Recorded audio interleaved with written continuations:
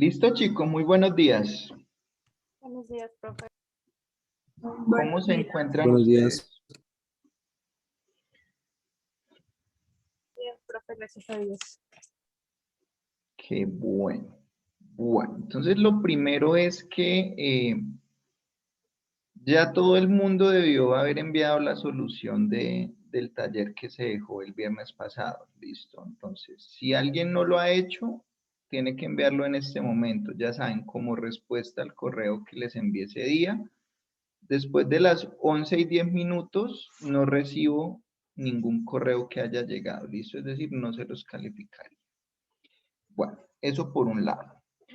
Por el otro lado, les acabé de enviar un correo hace unos minuticos con 3 archivos, una presentación que vamos a trabajar el día de hoy, con unos datos en Excel que también vamos a trabajar el día de hoy.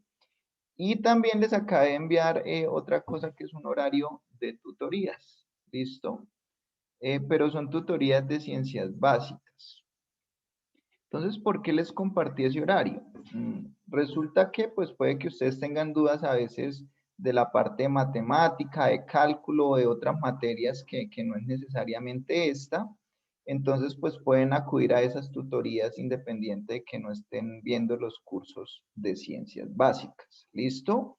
Entonces, pues probablemente a veces para estadística, pues puede que necesiten recordar algo, entonces pues pueden asistir también a esas tutorías adicionales a las que yo doy, ¿cierto? Entonces ustedes pues son libres y también pues depende como de su disponibilidad horaria.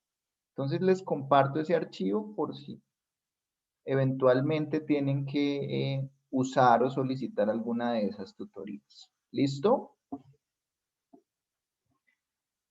Sí, señor. Bueno, entonces, a ver, permítame,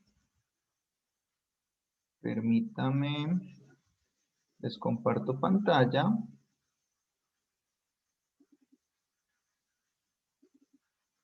Listo. Entonces vamos a continuar con el tema que nos ha ocupado las últimas clases, que es el tema de las cartas de control. ¿Listo? Bueno. Entonces,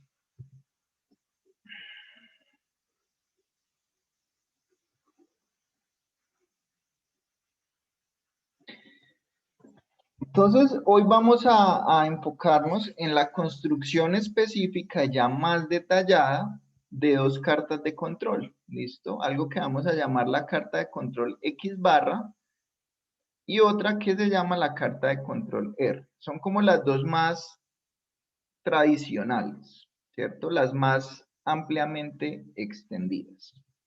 Pero entonces antes de entrar en detalle de esas 2 cartas, vamos a mirar como un panorama general de las cartas de control más comunes hasta el momento y pues que tiene que ver también con lo que vamos a estar viendo en el transcurso de todo el curso. ¿Listo? Entonces me parece que es un buen mapa para hacernos una idea. Entonces lo primero es que las cartas de control se dividen como en dos grandes ramas. Una son las cartas de control para variables y otras son las cartas de control para atributos. ¿Cuál es la diferencia entre una variable y un atributo? Generalmente una variable es algo que yo puedo medir y que puedo representar como una variable generalmente continua, ¿cierto? Entonces, por ejemplo, si la característica de calidad que a mí me interesa es la longitud de un diámetro, pues esa será una variable, esa longitud, ¿cierto? Es claro que es una variable porque puede cambiar de unidad a unidad y pues en este caso es una variable aleatoria que es continua, ¿cierto? O puede interesarme la temperatura de un producto, o puede interesarme la densidad de un producto. Entonces, cualquier característica de calidad que yo pueda medir numéricamente, para mí es una variable y por lo tanto, pues habrá unas cartas que van a atañer a ese tipo de medidas. ¿Listo? Pero también dentro del control de calidad existe lo que se llama atributos. Entonces, un atributo no es algo que necesariamente tiene una medida numérica, sino que es algo que yo puedo clasificar como en cumple o no cumple, ¿cierto? Entonces, fíjense que si yo, por ejemplo, estoy estudiando la medida de una, no sé, del diámetro de una tuerca, yo podría mirarlo desde los dos puntos de vista, o como una variable cuando me interesa medir exactamente en este caso la longitud, o también podría pensar simplemente en, ok, ¿cumple o no cumple el requisito de tener X medida? ¿Cierto? Entonces, fíjense que ahí, entre no cumple, pues va a aparecer un montón de varias longitudes diferentes.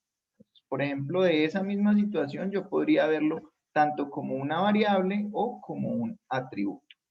¿Listo? Lo importante es que entiendan que cuando hablo de un atributo generalmente hablo de cumple o no cumple algún requisito, más que la medida numérica como tal. ¿Listo? Entonces, pues nosotros vamos a ver las dos, cartas para variables y cartas para atributos, y pues lo vamos a hacer más o menos en el siguiente orden. Entonces, entre las cartas para variables, las dos más clásicas, las dos más utilizadas, las dos más frecuentes, son la carta para la media, también conocida como carta X barra, y la carta para el rango, y casualmente esas son las que vamos a ver en la clase de hoy. ¿Listo? Pero también existe una carta para la desviación estándar, que vamos a poder verla posteriormente. Va a haber una carta que es para mediciones individuales y carta CUSUM y EUMA, que también son para variables, pero esas las vamos a ver al final del curso, ¿cierto? Entonces, primero vamos a ver las primeras 4 cartas de las cartas para variables, y luego nos vamos a saltar a las cartas para atributos. Y dentro de las cartas para atributos vamos a ver 4 específicamente. Una para la fracción de productos defectuosos, conocida como carta P. Carta para el número de productos defectuosos, conocida como NP. Entonces ustedes dirán, pero suenan muy parecidas. ¿Cuál es la diferencia? Pues la P me habla de una proporción y la NP me habla ya del número exacto de, en este caso, productos defectuosos. ¿Listo? Entonces, las puse ahí en una misma, porque cuando uno tiene la P, es muy fácil hallar directamente la NP. Entonces, son dos diferentes, pero pues nacen del mismo fenómeno, y pues si tengo una, la otra sale extremadamente fácil. ¿Listo? Tenemos la carta de control para defectos, conocida como carta C, y finalmente la carta de control para defectos por unidad, que también podemos conocer con la letra U. ¿Listo? Y cuando veamos esas, nos devolvemos a las cartas para variables, y veremos dos cartas especializadas que son la CUSUM y la EUMA. ¿Listo? Más o menos eso es lo que vamos a ver en todo el curso. Entonces vamos a empezar hoy con el tema de la carta para la media y la carta para el rango. Entonces, ¿cuál es la idea que hay detrás de esta carta, chicos? Entonces, cuando hay una característica de calidad y se puede expresar como una medición, es decir, lo que llamamos variable, se deben vigilar tanto su valor medio como su variabilidad. Es decir, se deben monitorear simultáneamente, por decirlo así, el centro de esa característica, la tendencia central de esa característica, pero también la variabilidad, es decir, no basta con una. Entonces, para el tema del valor medio, el control sobre la calidad promedio se realiza por medio de la carta para la media, que es la X barra, mientras que para monitorear la variabilidad vamos a usar la carta de rangos R con una carta, o mejor dicho, la variabilidad se puede de dos formas, con el rango y con la desviación estándar. Hoy vamos a ver con el rango y posteriormente con la desviación estándar. Entonces, ¿por qué es importante en este caso monitorear las dos simultáneamente? Entonces, porque uno podría pensar, no, De pronto con que la variabilidad esté pequeña, pues ya está todo bajo control. O de pronto con que la media sí esté centrada en el valor nominal que yo necesito, va a estar todo bajo control, pero ese no es el caso. Entonces vamos a hacer un par de ilustraciones para mirar que necesito las dos cosas. Entonces, vamos a suponer que yo tengo aquí una característica de calidad que me interesa medir y vamos a suponer que tiene un comportamiento normal, ¿cierto? Qué pena, minimizo esto que me estorba un poco. Listo. Entonces, vamos a suponer que en este caso tengo aquí la media y pues ya saben ustedes que el ancho de esa campana depende de qué tan grande es la varianza o la desviación estándar, ¿cierto? Pero entonces vamos a suponer que los límites de especificación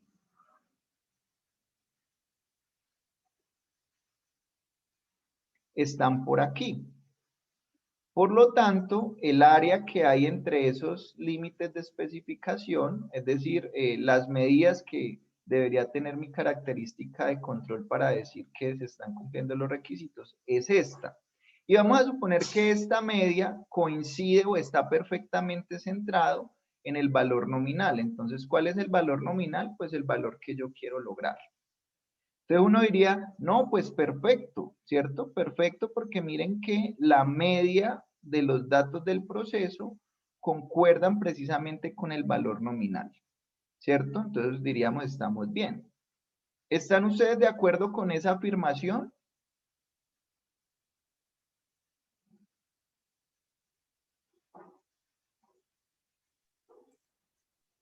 Pues se supone que sí, ¿no, profe? Entonces no es del todo cierto, porque aunque efectivamente está centrado, miren que por fuera de las especificaciones se va a presentar gran porcentaje. ¿Por qué se debe eso? Pues porque aunque el proceso se está comportando de forma normal en cuanto a su distribución de probabilidad, pues tiene mucha variabilidad y es muy ancho. Entonces hace que una parte quede por fuera de las especificaciones que sería lo verde. Entonces miren que en este caso con que esté centrado, es decir, con monitorear únicamente el centro, no es suficiente para concluir que el proceso está bajo control y que estoy generando productos con calidad, sino que tendría que tener en cuenta también qué tan ancha es esa campana. Si la situación fuera por decir algo esta, vamos a suponer que es la misma imagen, pero en miniatura, y vamos a suponer que ahora los límites están es aquí, y esto igualmente está por acá centrado. Pues miren que aquí ya el porcentaje que no cumple es un poco menor, es bastante menor, ¿cierto? ¿A qué se debe eso? Pues a que la campana no está tan abierta, es decir, no tiene tanta variabilidad. En este caso, pues yo veo primero que sí estoy centrado en el valor nominal y adicionalmente que la mayoría del área está dentro de las especificaciones, que serían en este caso los límites verdes. Fíjense que necesito las dos cosas que estén bien, porque también podría tener otra. Podría tener también la siguiente situación. Tengo esto, tengo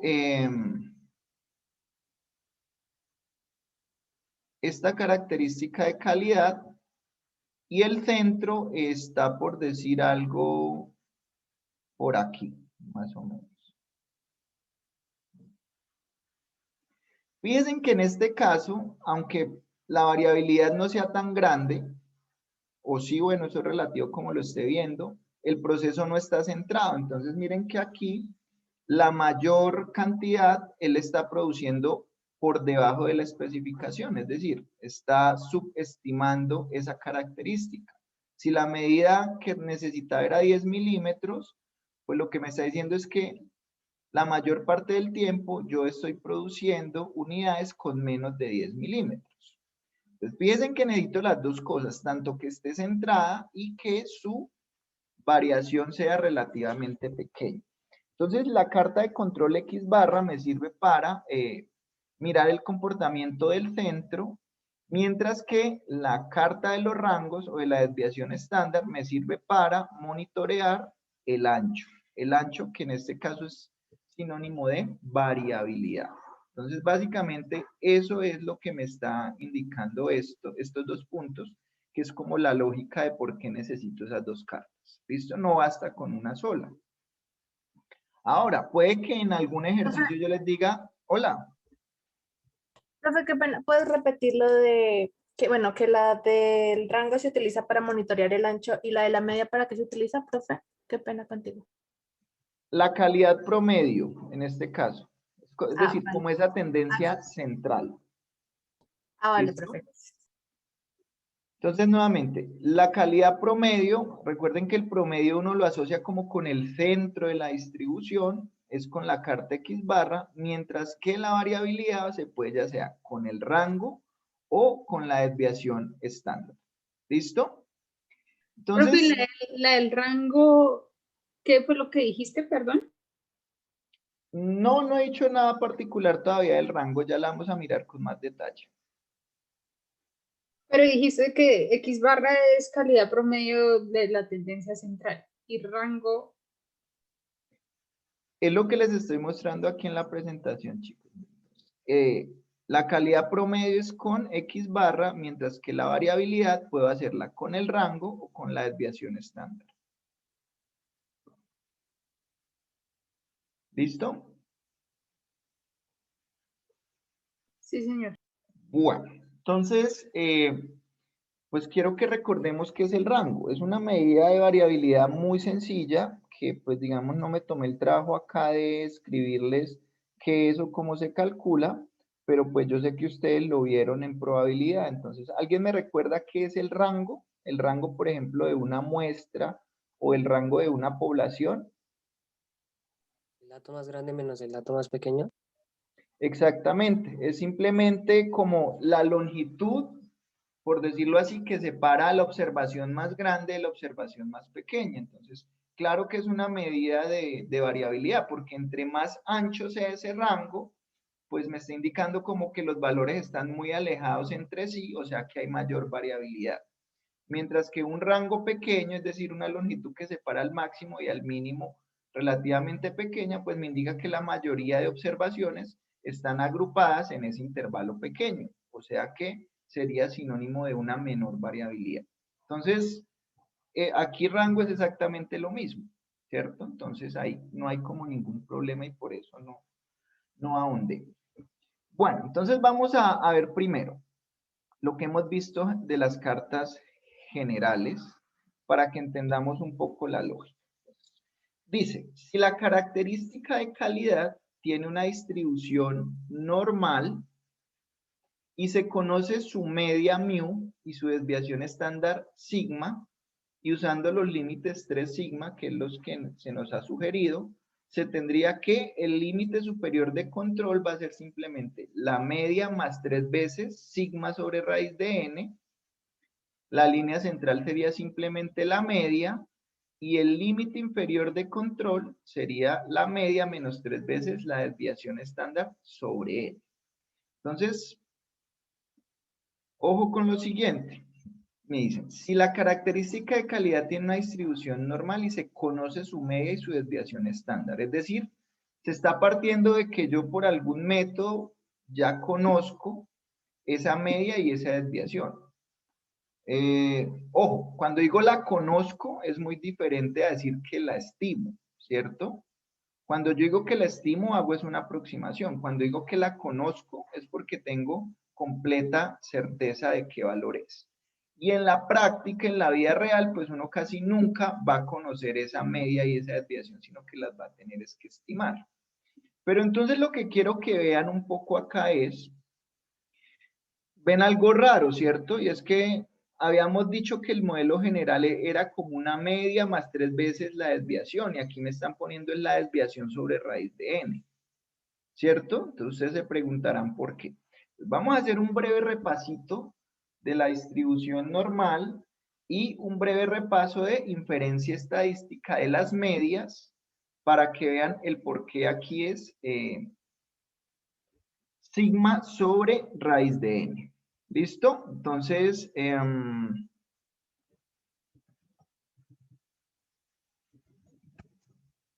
voy a hacer un breve repaso acá muy gráfico. Simplemente si están enredados o no me están entendiendo, pues pregunten sin pena. ¿Listo? Entonces vamos a partir de la distribución normal. Entonces, bueno, la distribución normal ya sabemos que tiene una forma de campanita que está centrada en su media y cuya anchura va a depender de la desviación estándar, ¿cierto? Entonces, precisamente la normal depende de esos dos parámetros. Depende tanto de la media como de la desviación estándar. Es decir, esos dos parámetros yo los debo conocer para poder operar. ¿Qué tiene de particular esta distribución normal? Pues que teóricamente puede tomar valores desde menos infinito hasta infinito. ¿Listo? Y es una distribución completamente simétrica. Es decir, la probabilidad de tomar valores menores a la media es del 50% y la probabilidad de tomar valores mayores a la media también es del 50%. ¿Cierto? Eso tenía una función de densidad, de probabilidad, que ni la voy a escribir porque era bastante fea, por decirlo así, de operar. Eso tenía un valor esperado o media, que era igual a mu, y su varianza era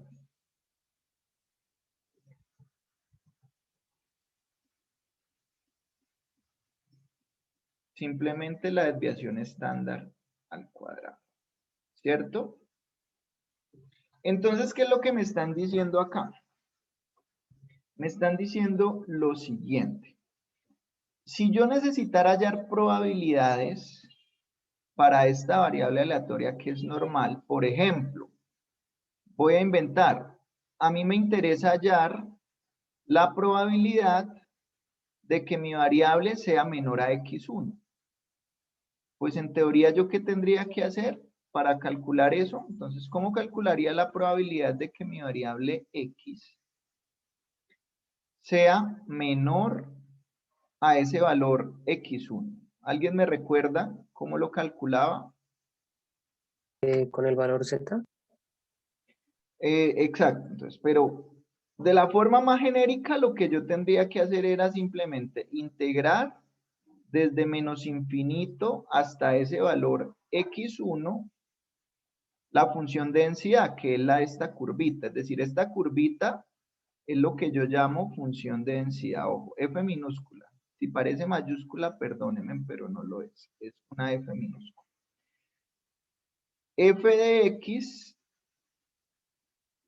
de x, ¿listo?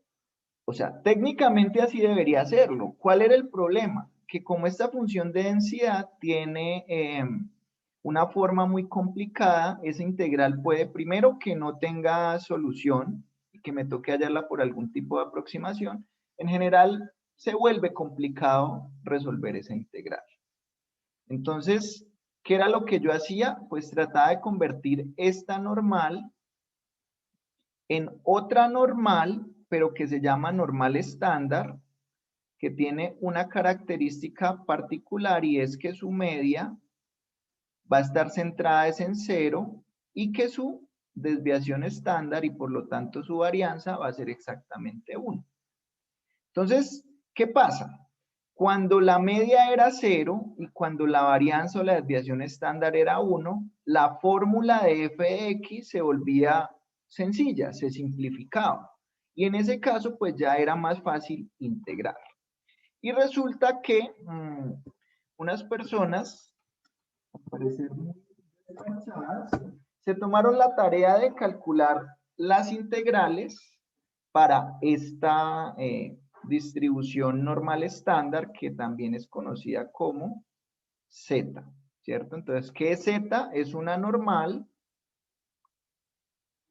Una variable aleatoria que se distribuye normal, pero con la particularidad de que su media es 0 y su desviación o varianza en este caso es 1.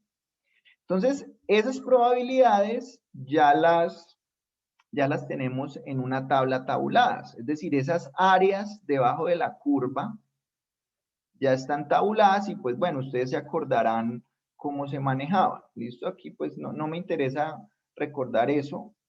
Pero la pregunta era, ok, ¿cómo hago yo para pasar de una normal cualquiera a una normal estándar? Y pues la fórmula era simplemente el valor de la normal general menos su media sobre su desviación estándar, ¿cierto? Eso fue lo que nos enseñaron. Entonces, el tema es que un valor X1 de la normal general, pues lo voy a poder convertir en un valor correspondiente de Z1, ¿cierto? A partir de esta fórmula. Y pues estos valores de Z los podía encontrar en la tabla. ¿Listo? Entonces, fíjense que si yo ya sé con certeza que algo es normal, pues va a ser relativamente fácil responder preguntas, porque simplemente convierto todo a una normal estándar y con esa normal estándar pues ya busco las probabilidades en la tabla Z. ¿Listo? Eso por un lado. Entonces, ¿de dónde aparece esto de sigma raíz de n? Porque esos serían los límites. En este caso, cuando hablamos de la media, es por lo siguiente. Entonces, resulta que en la práctica nosotros, ¿qué queremos hacer? Y voy a hacer otro dibujito acá. En la práctica yo tengo una población, ¿listo? Una población sobre la cual yo quiero sacar una conclusión. En este caso, ¿cuál va a ser mi población? Pues pueden ser, no sé, todos los productos de un día de producción, o pueden ser todos los productos de una hora de producción, o pueden ser los productos de todo el mes de producción, o puede ser más grande aún, todos los productos que yo voy a fabricar en el futuro. Es decir, puede ser una población que ni siquiera exista físicamente. Entonces, ¿cuál es el tema? Obviamente, esta población va a estar conformada por unas observaciones. Puede ser una población finita o una población infinita. Entonces, claro, si yo simplemente quisiera sacar una conclusión sobre algún parámetro de comportamiento de esta población, pues lo ideal sería conocer todas las observaciones posibles que hay. Pero sabemos que eso no es práctico y en algunos casos es imposible, ¿cierto? Por ejemplo, si mi población es toda la producción que voy a tener en el futuro, pues primero que todo ni siquiera existe, entonces no puedo sacar todas las observaciones. Si yo quisiera medir una característica de calidad para toda la producción del mes, pues ¿qué tendría que hacer? Coger cada una de las unidades que se fabricaron todos los días y hacerles la medición, lo cual no resulta práctico, pues porque me va a consumir tiempo y recursos, ¿cierto? Entonces, ¿qué pasa? Esa población, independiente de que yo no conozca las observaciones o el total de elementos que la conforman, eso va a tener una media poblacional, ¿cierto? Lo mismo, si yo conociera todas las observaciones, podría saber exactamente cuál es esa media. Pero en la práctica, pues yo nunca la conozco. Sé que existe y que es un valor generalmente único, pero no sé exactamente cuánto es el valor, pero sé que existe, ¿cierto? Y lo mismo, también sé que esta población va a tener una desviación estándar, que lo mismo, sé que existe, pero no sé cuál es el valor, ¿cierto?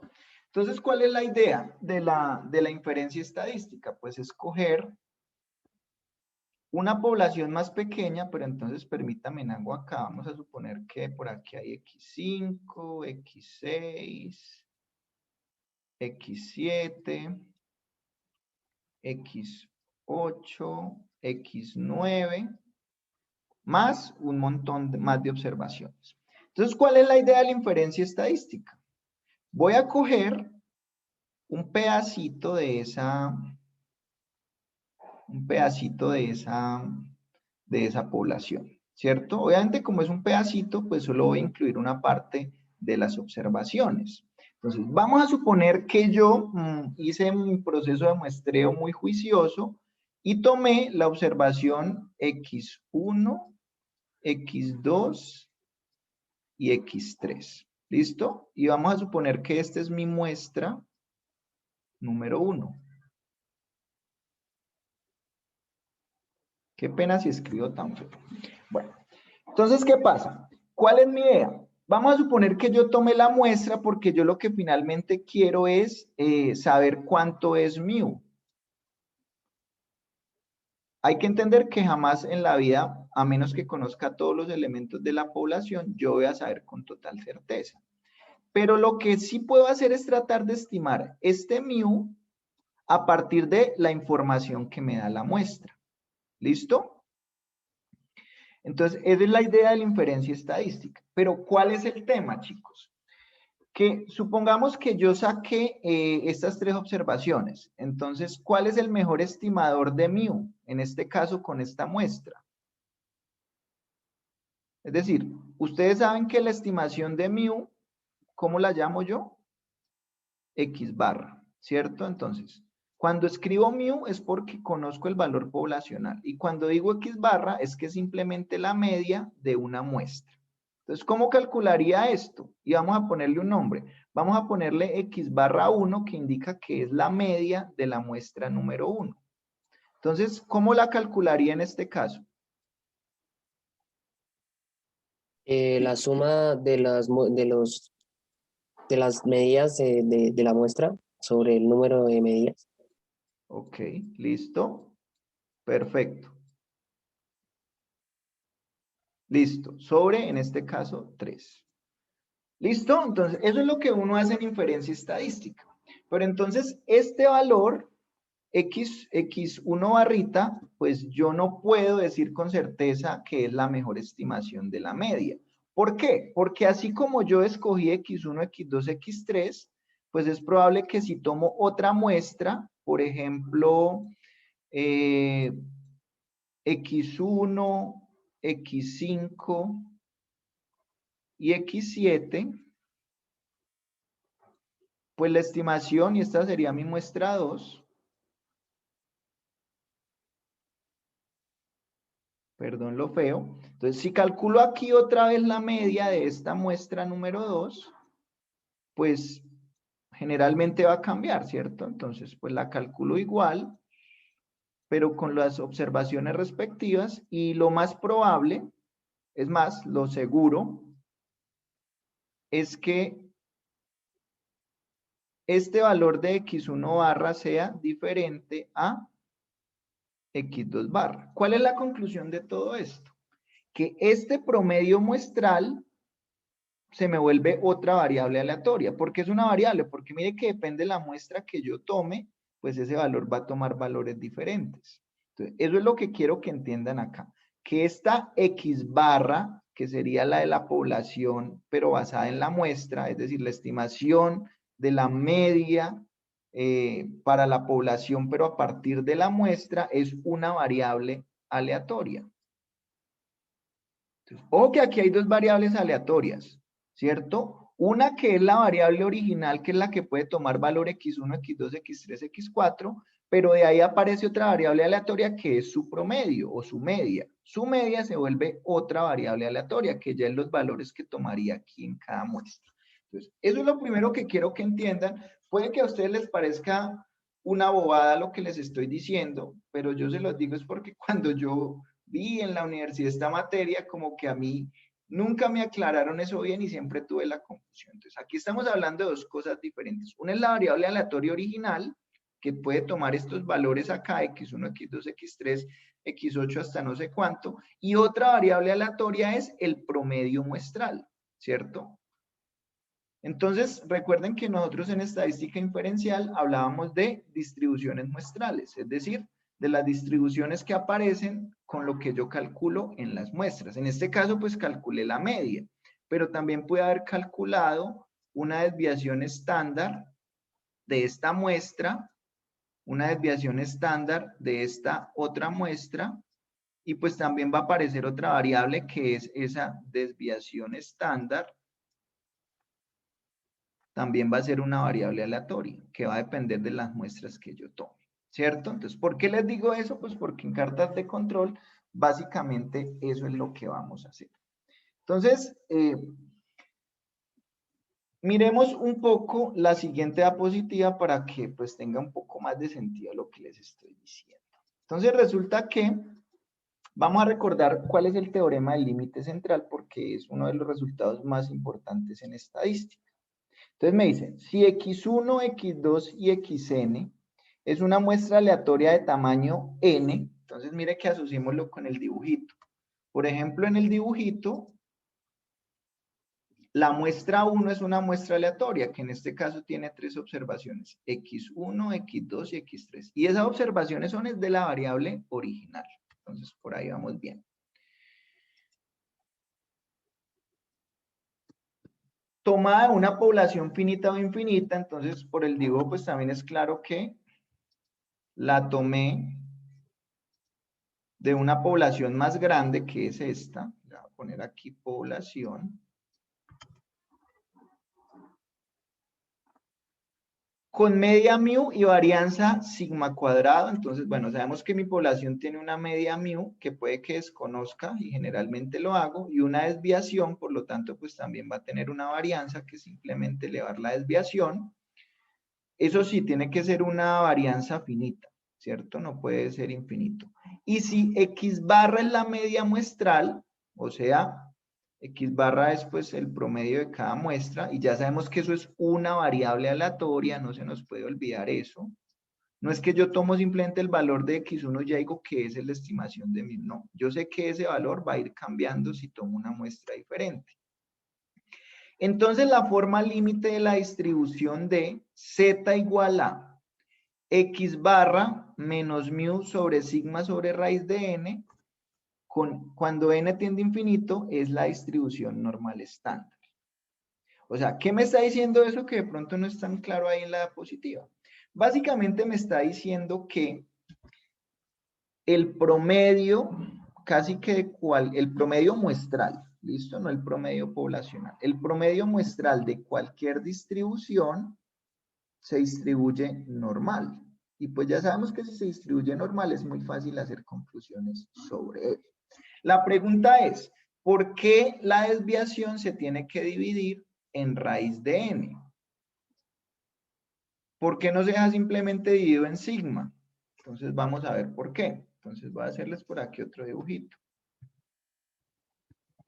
Entonces, ojo que ese teorema del límite central es muy poderoso porque me dice que aunque mi distribución no sea necesariamente normal, porque es que miren que en la diapositiva en ningún lado me dicen que la población tenga que ser normal, o sea, puede ser una distribución uniforme, exponencial, Poisson, binomial, cualquier distribución, pero lo que sí se va a cumplir es que la muestra, la media muestral sí se distribuye normal, independiente que la distribución sea de otro tipo, la distribución de la variable original. Entonces, obviamente eso nos abre todas las posibilidades porque me están diciendo que independiente de la distribución de probabilidad que tenga la característica, el promedio muestral de esa característica siempre se va a poder acercar a la normal. ¿De qué depende qué tanto se acerca? Depende del valor de n, como me están diciendo ahí. Si el n es pequeñito, y cuando dicen pequeñito la regla es como menor que 30, la aproximación de pronto no es tan exacta, pero pues aún así es buena. Si n es mayor de 30, se está pareciendo cada vez más a la normal. Aunque igual la regla del 30 pues es también un poco relativa, pero es la que nosotros vamos a tener en cuenta, ¿cierto? Entonces vamos a mirar lo que me están diciendo ahí, ese teorema del límite central, pues que me parece demasiado genial. Yo no sé si a ustedes, pero a mí sí me parece muy poderoso. Entonces, lo que me está diciendo básicamente es que, supongamos, hagámoslo primero con una distribución normal para que quede más fácil. Entonces, voy a hacer en negro primero la distribución original de la variable aleatoria, la original, ¿cierto? Entonces, obviamente eso va a tener por aquí una media uy, me quedó hasta bonito.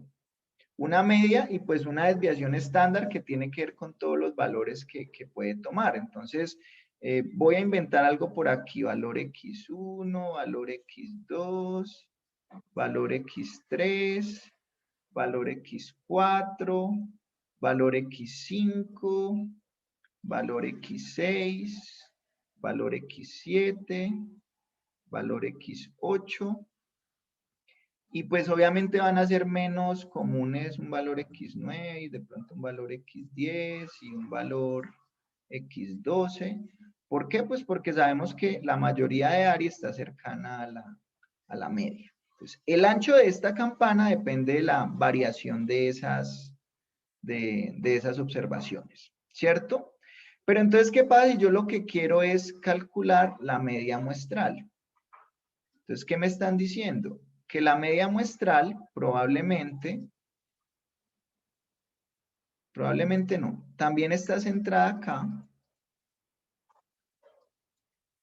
pero tiene mucha menos variación, porque fíjense que lo que yo hago con la media muestral es, por ejemplo, coger estos tres y promediarlos. Entonces, al promediarlos van a estar mucho más cerca de este centro, ¿cierto? Puede que coja estos tres y al promediarlos, el promedio me va a dar muy cerca del centro. Aunque coja uno por aquí extremo y lo promedie con dos por acá, el promedio de eso va a tender a estar más cerquita del centro. Entonces, obviamente el promedio, que es la nueva variable aleatoria que apareció ahí, va a estar mucho más concentrada en el centro. Porque precisamente cuando yo saco el promedio de una muestra, recuerden que reparto la variación como en el número de unidades. Lo mismo, el viejo dicho, si yo tengo la cabeza en el microondas y los pies en la nevera, pues estoy bien de temperatura, ¿cierto? Porque promedié el calor con el frío. Entonces, lo mismo pasa acá. Entonces, fíjense que esa variable aleatoria que ya no es la variable original, sino el promedio de esa variable original, pues tiende a estar centrada en el mismo punto, pero con mucho menos variación por lo mismo. ¿Listo? Entonces, necesito que me digan si es clara esa parte o están más confundidos o entienden por qué el promedio tiene menos variación que la variable original. ¿O es claro? Claro, profe. Listo.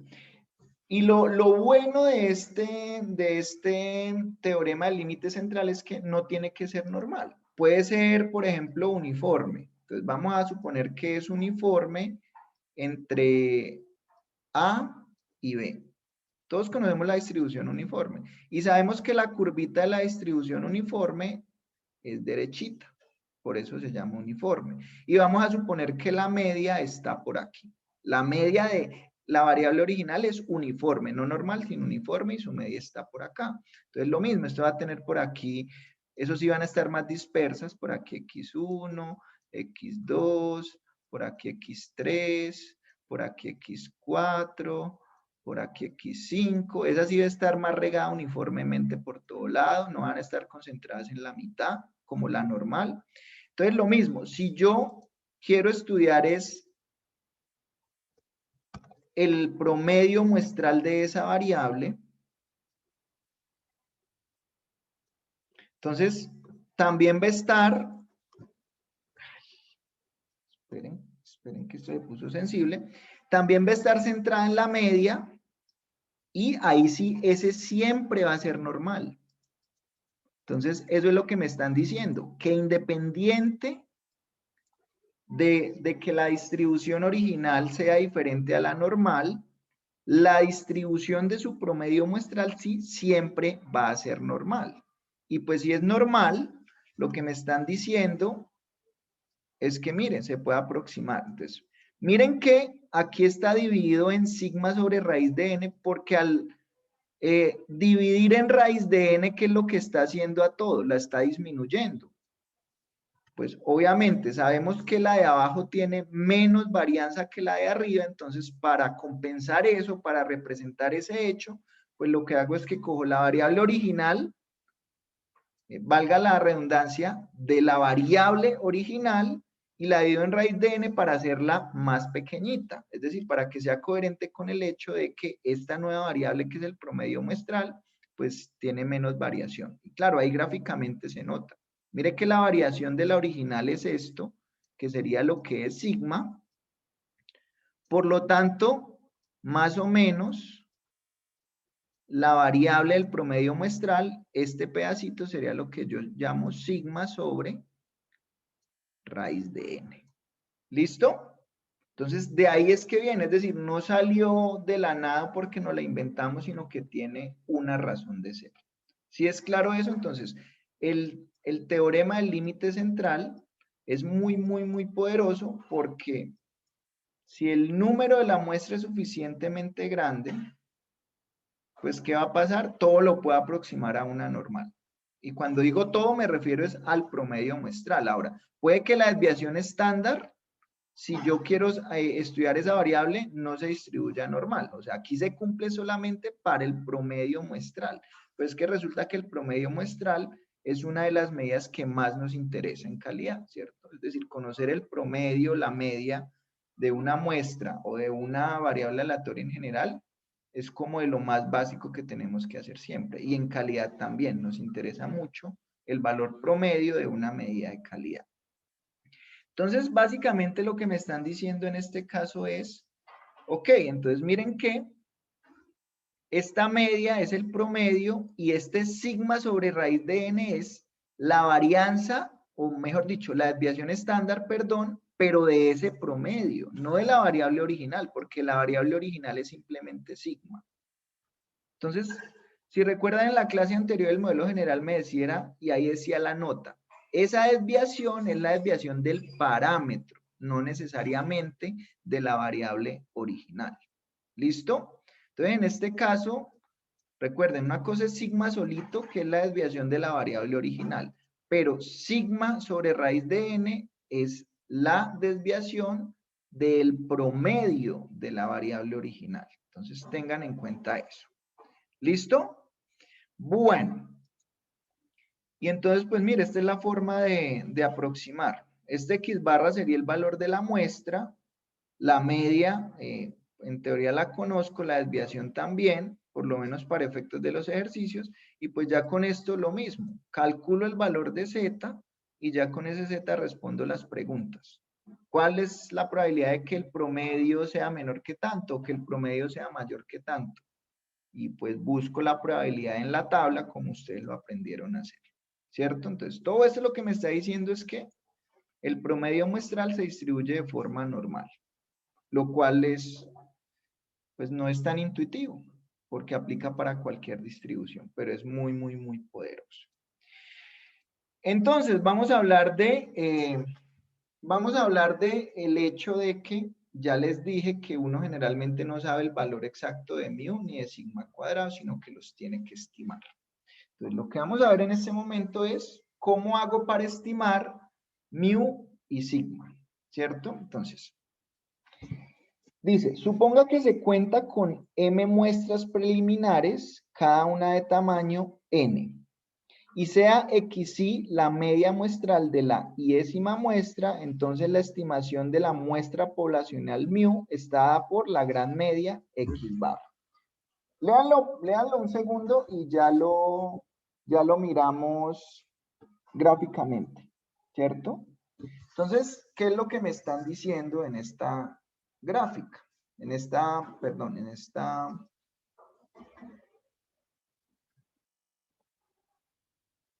presentación, básicamente lo que me están diciendo es esto. Lo mismo, tengo mi población a la izquierda que tiene un valor de mu y un valor de sigma que yo desconozco y lo quiero estimar a partir de la obtención de varias muestras. Entonces, en este caso, ¿cuánto es m? Es decir, ¿cuántas muestras tomé? En este caso en particular. 3. No. M es el número de muestras, no el Ah, tamaño 2, de 2, la 2, 2, muestra. 2, 2, 2. M fue 2 y N sí es 3, que sería el valor de, pues el número de observaciones que tomé en cada muestra. Ahora, pues uno si quisiera podría tomar valores de muestra diferentes, pero no es recomendado porque eso hace más difícil el cálculo de los errores. Entonces, Generalmente uno dice que n es 3 y pues hace que todas sus muestras sean efectivamente de un valor 3. ¿Listo? Pero entonces, para no ser incoherentes, vamos a suponer que aquí no fue x1, sino que aquí fue x8. ¿Listo? Para que no me quede repetido. Lo que pasa es que esto es para ilustrar otra cosa. Entonces, aquí no es que el x1 se repita. Entonces, aquí el x1 lo cambié por el x8. Simplemente mi primera muestra es x1, x2, x3. Y mi segunda muestra es x8, x5 y x7. Entonces, ¿qué es lo que me están diciendo acá? Que ¿cuál es el mejor estimador de mu? Entonces, el mejor estimador de mu, aquí lo que me están diciendo es que es x doble barra. Entonces, bien, yo no puedo ser ciego y decir simplemente que es x1 barra y que esa es la mejor estimación. No, porque eso es una observación de esta muestra, pero lo mismo, si tomo otra muestra, ese valor va a cambiar. Entonces, lo que sí es un mejor estimador de la media poblacional es lo que yo llamo x doble barra, o también se llama como la gran media. ¿Qué sería? Pues sería simplemente coger en este caso el promedio, pero ya de las medias muestrales que calculé, es decir, de x barra 1 más x barra 2, ¿cierto? Obviamente, pues si tú hubieras sacado más muestras, pues el promedio se calcula en función de todas las muestras. Entonces, lo que me están diciendo aquí es, ok, promedie, pero promedie ya los valores de la media en cada muestra, no los valores originales de cada observación. Aunque matemáticamente, y si lo intentan hacer, pues esto es lo mismo que promediar directamente las 6 observaciones. Ustedes dirán, pero profe, es una bobada, porque entonces, ¿por qué lo separo por muestras? Porque en un problema general de inferencia, sí, lo podríamos hacer es tomar simplemente las 6, sumarlas y dividirlas en 6. Pero aquí lo vamos a usar es para control de calidad. Y acuérdense que en control de calidad yo sí estoy tomando muestras periódicamente. Entonces, pues aquí simplemente lo estoy traduciendo al lenguaje de calidad. ¿Listo? Entonces, esta es la mejor estimación que yo tendría para mí. Cuando la desconozco y me toca hacer es una aproximación por muestreo. ¿Listo? Y básicamente eso es lo que me está diciendo aquí la diapositiva. ¿Y cómo haría para estimar el rango? Pues la misma situación. Simplemente calculo el rango para cada una de las muestras y después lo promedio. Entonces lo mismo, aquí yo también puedo haber calculado un rango para la muestra 1, que sería el máximo de estos X menos el mínimo de estos X, y lo mismo aquí calcular un rango para la muestra 2, que era coger el máximo de estos X y restarle el mínimo de estos X, y la mejor estimación de mi R, que en este caso sería otro valor que a mí me interesa conocer de la población, pero que no sé exactamente cuál es su valor, y pues lo estimaría. Entonces, ¿cuál sería la mejor estimación de R? Simplemente el R barra, y pues el R barra sería simplemente el promedio de R1 más R2 sobre 2. Entonces, ojo que este R de acá, mire, este R que estoy chuleando no tiene barrita, porque es que no estoy calculando el promedio, estoy calculando literalmente el rango de esa muestra. Entonces no le pongo barra, porque si no entendería que es como promedio. En cambio acá, fíjense que ya le puse el R barra, porque ahí sí lo que va a hacer es sacar un promedio. Entonces, ahí me están diciendo, ok, no problema. Si usted tiene las muestras, puede calcular el rango promedio y puede calcular la media muestral también fácilmente, ¿cierto? Entonces, si ya conozco eso, la pregunta es, como la carta de control no me pide el ancho en términos del rango, sino que me lo pide en términos de la desviación estándar de la característica que yo esté monitoreando, la pregunta es, ¿cómo paso yo del rango a la desviación estándar, que es lo que finalmente necesito? Entonces ahí va a entrar en juego el concepto de rango relativo. Entonces, el rango relativo, que aquí vamos a llamarlo W, es una medida que uno puede definir también para una población o para una muestra, así como defino la desviación y como defino la media y como puedo definir la kurtosis y la simetría, pues hay un estadístico o un parámetro en el caso de la población que yo llamo rango relativo. ¿Y cómo se define ese rango relativo? Es simplemente el rango dividido en la desviación estándar. ¿De qué? Pues si lo estoy aplicando a la población, pues será el rango de la población y la desviación estándar de la población. Y si lo estoy aplicando a una muestra, pues será el rango de la muestra sobre la desviación estándar de la muestra, que en teoría se supone es la misma para cualquier muestra, la desviación estándar, ¿cierto? Entonces, tenemos que partir de ese concepto. Entonces, también se sabe, porque eso ya está estudiado y pues ya está tabulado, que el valor esperado, o sea, la media de SW, que es el rango relativo, es una constante que se llama D2. Y esa constante, lo bueno y bendito sea Dios, es que ya están tabuladas en los libros. Entonces, pues simplemente es como buscar el valor adecuado. ¿De qué depende ese valor D2? Del tamaño de la muestra. ¿Listo? Entonces, ahorita miramos la tabla, que acabo de caer en cuenta que se me olvidó enviárselas al correo, ya se las reenvío. Entonces, en este caso me están diciendo que el valor esperado de esa variable es una constante D2 que yo puedo conocer.